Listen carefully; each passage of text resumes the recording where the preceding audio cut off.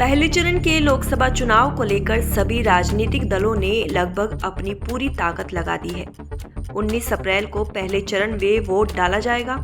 उत्तर प्रदेश की 8 सीटों पर पहले चरण में वोट डाले जाएंगे।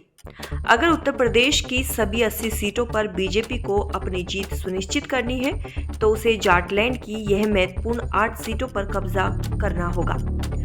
2019 के चुनाव में बीजेपी के लिए जाटलैंड की परीक्षा कुछ खास नहीं पाई थी, लेकिन इस बार भाजपा बदले समीकरण के साथ अच्छे प्रदर्शन की उम्मीद कर रही है। पहले चरण में सहारनपुर, कैराना, मुजफ्फरनगर, बिजनौर, नगीना, मुरादाबाद, रामपुर और पीलीभीत लोकसभा सीटों पर मतदान होना है। 2019 में भाजपा को इन 8 में से केवल 3 सीटों पर ही जीत मिली थी। भाजपा ने लोकसभा चुनाव से ठीक पहले जयंत चौधरी को साधने में कामयाबी हासिल की है।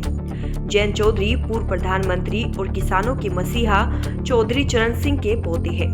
चौधरी चरण सिंह को भारत रत्न से सम्मानित करके केंद्र की मोदी सरकार ने जाटों को साधने की एक और बड़ी कोशिश की है। जयंत चौधरी के आने से भाजपा को इस बात की उम्मीद है कि पश्चिमी उत्तर प्रदेश के जाट वोटर उसके साथ एकमुश्त होकर जुट पाएंगे। किसान आंदोलन के बाद से राजनीतिक विशेषज्ञों के मुताबिक जाट वोटर बीजेपी से दूर हुए थे। यही कारण है कि भाजपा ने उन्हें अपने पक्ष में करने के लिए जयंत चौधरी को गठबंधन में शामिल कराया। जयंत चौधरी की पार्टी के लिए 2014 और 2019 का चुनाव कुछ खास नहीं था। ऐसे में भाजपा के साथ गठबंधन करके उन्हें भी इस बात की उम्मीद होगी कि शायद लोकसभा चुनाव में उनकी पार्टी का खाता खुल सकेगा। जयंत चौधरी को एनडीए गठबंधन के तहत 2 सीटें दी गई है। ये बागपत और बिजनौर की सीट है। बागपत में 2014 और 2019 में भाजपा की जीत हुई थी। जयंत चौधरी के लिए पहला और दूसरा चरण लिटमस टेस्ट से कम नहीं है। पश्चिमी उत्तर प्रदेश किसान और जाट प्रभाव माना जाता है। यहाँ का सियासी आधार भी जाट और किसानों पर ही टिका हुआ है। आरएलडी का वोट बैंक भी जाट और किसान ही है। कभी इन्हीं वोटों की बदौलत चौधरी अजीत सिंह किंग मेकर बना करते थे। अब उनकी विरासत संभाल रहे जयंत चौधरी पर बड़ा दारोमदार है। पश्चिमी उत्तर प्रदेश में भाजपा और आरएलडी गठबंधन की भी अग्नि परीक्षा होनी है। इसी के आधार पर भाजपा के साथ जयंत चौधरी का भविष्य भी सुनिश्चित हो सकेगा। विपक्षी खेमा भी लगातार इन क्षेत्रों में अपनी ताकत दिखा रहा है, लेकिन भाजपा के लिए चुनौतियां अभी भी बढ़ी हुई है।